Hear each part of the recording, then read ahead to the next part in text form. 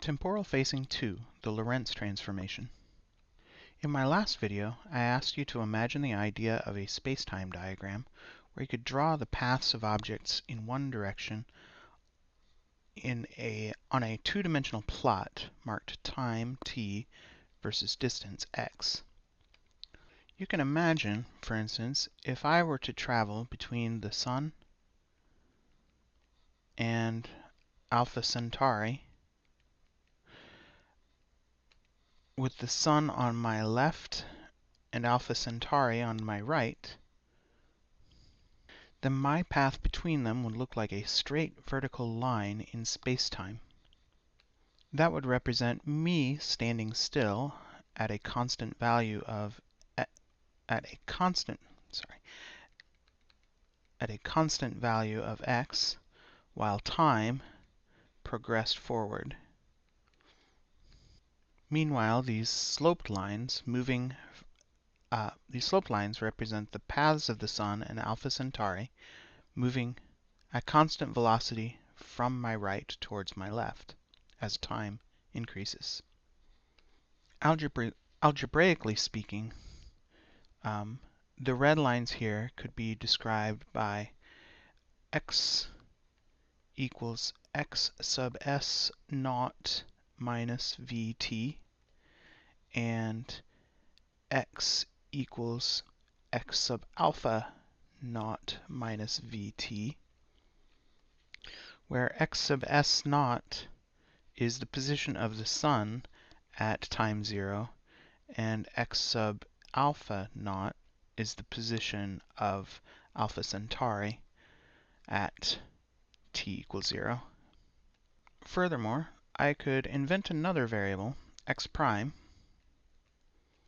which is a function of time in this plot, but along the paths of the two stars, along this path, x prime is a constant, and along this path, x prime is a constant.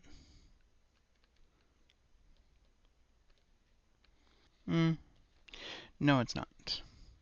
Okay. We have this equation, x equals x sub alpha naught minus vt. What I want to do is add plus vt to both sides of that. Now this is the equation that I can say is a constant, and we also know what that constant is. It's x sub alpha naught. And here we have x equals x of the Sun sub naught minus vt. If we add vt to both sides of that, we have x plus vt equals x sub s naught.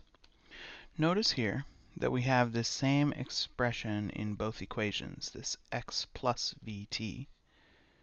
So we're going to make another graph of the spacetime, except this time, instead of using x versus t, we're going to use x plus vt versus t.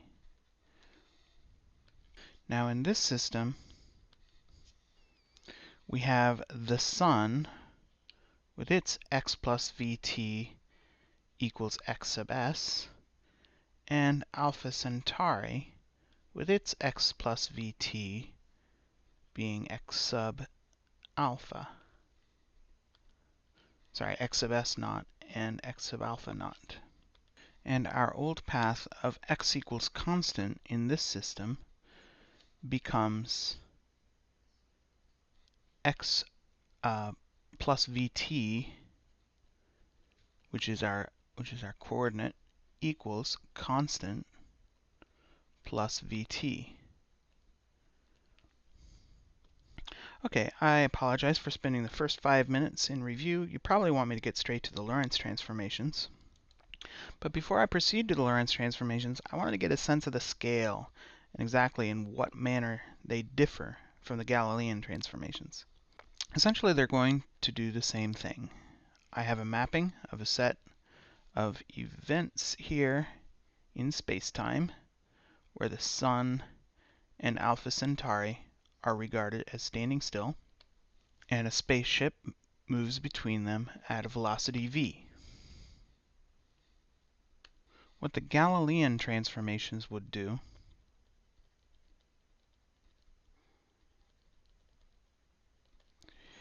is create a new graph, a mapping of the same set of events, except this time the Sun and Alpha Centauri are moving to the left, and the spaceship moving between them is stationary.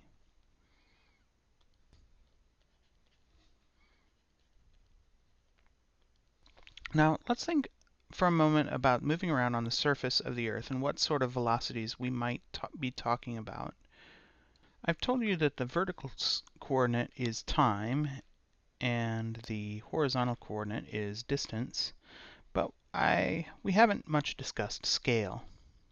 If we're talking about me in the coffee shop, we're probably talking about like 5 kilometers and say let's put it down up here, about a 20-minute walk. That path would be described by a line from here and now to there 20 minutes from now. Now, if I were to take a car, I might make it in 4 minutes. And that would be described by a line going from here and now to there 4 minutes from now. Now, if I were to get into a jet, I could imagine getting into it in well less than a minute, although it would leave my body rather battered hopping onto the jet and getting out of it at the coffee shop.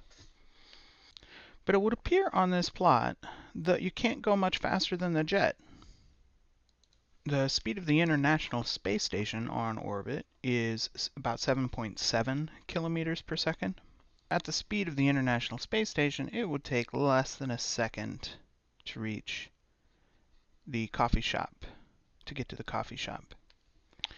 But the speed of the International Space Station is only a minuscule fraction of the speed of light. What fraction? I can find by dividing the speed of the International Space Station by the speed of light. Here we can see that the International Space Station only travels 25 parts per million times the speed of light. But if we were to plot the path of the International Space Station and the path of a photon on this plot, on this space-time plot, there would be hardly any difference. On the scale on which our senses ordinarily perceive events within our domains, the speed of the International Space Station and the speed of light are essentially the same. We could do one of two things to make this plot so that it would register the speed of light. One is to contract the x-coordinate so that the 5 kilometer mark appears much closer to the origin. We would mark off the x-coordinates in light minutes, so 1 light minute, 4 light minutes, 20 light minutes. Another thing we could do is expand the time coordinate so that instead of seeing time marked off in minutes, it might be marked off in microseconds. In the imagining of Earth and Alpha Centauri, which are about 4 light years apart, the scale is probably stretched so that the x-coordinate is measured in light years and the t-coordinate is measured in years. Now, in our concept of space and time, most people would regard a year as a long time, but not an unimaginably long time. There are only about 3.16 million seconds in a year. On the other hand, a light year is a unit of distance that you could almost regard as unimaginably long. If you think of 1 second as being a short period of time, then 3.16 million seconds being a year is a long period of time. But if you think of 1 meter being a short distance, then 9.461 quadrillion meters is just a gargantuan distance. So here's what I'm trying to say. If you imagine any time scale that you're familiar with, seconds, hours, days, years, and you imagine any distance scale you're familiar with, meters, feet, miles, and you plot on this graph the path of something representing something moving at any speed greater than the speed of sound. It's going to look essentially like this, a horizontal line. If we want to have a noticeable difference between the speed of sound and the speed of light, we need to either measure the time scale much smaller in microseconds or nanoseconds, for instance, or measure the spatial scale in something much larger, such as light seconds or light years. Now what happens though if we do a Galilean transformation of the speed of light on a plot that is measured in these so-called normal times and distance scales? This photon is moving some 300,000 kilometers per second. Now, let's suppose I jumped on board a jet and flew along at the speed of sound, 340.29 meters per second at sea level. What would that do to the calculated speed of the photon under a Galilean transformation? It would change the calculated value of that photon barely at all. This 300,000 kilometers per second would become 300,000.34029. That's the speed of sound, a speed that only a small fraction of humans have ever traveled, and it hardly makes a dent in the speed of light. But the Galilean transformation here is wrong by precisely this amount. 0.34029 parts in 300,000. It's not very wrong, see? It's only a little bit wrong. Because from the perspective of that guy traveling at the speed of sound, he will find that the speed of that photon is the same as the guy who is standing on the ground. Okay, let's set the scale so that the time is marked off in units of 10 seconds. And the distance is marked off in units of light seconds.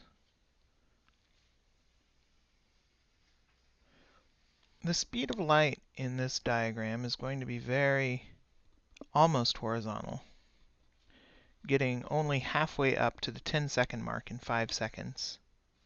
We can imagine the speed of light in the other direction, both coming and going. I should have sloped that quite a bit more. And extend the path of the past path of the photon going to the right.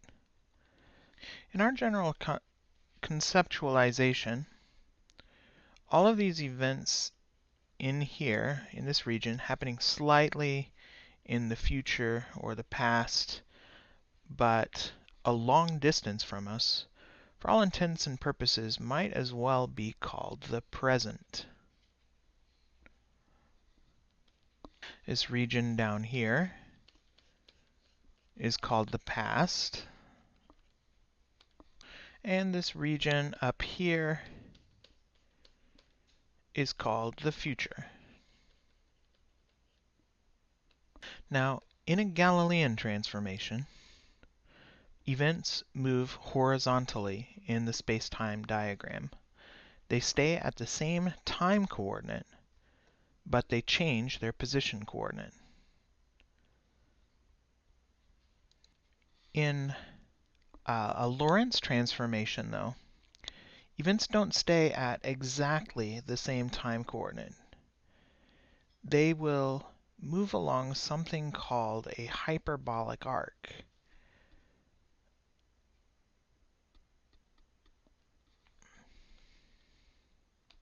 You can see that in this diagram, where the slope of the speed of light is almost horizontal, the red line, the path of the event in the future is also almost horizontal.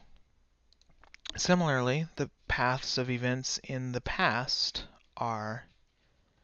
follow hyperbolic arcs under Lorentz transformation, but they are also almost horizontal on this scale.